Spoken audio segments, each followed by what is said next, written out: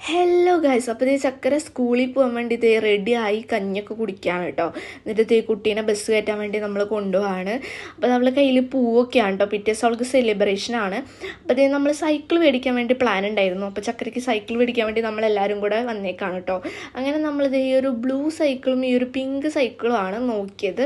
അതിനുശേഷം നമ്മൾ കുറച്ച് സൈക്കിൾ നോക്കിയെങ്കിലും അവസാനം നമ്മൾ ആ ബ്ലൂ സൈക്കിൾ തന്നെയാണ് കേട്ടോ വാങ്ങിയത്.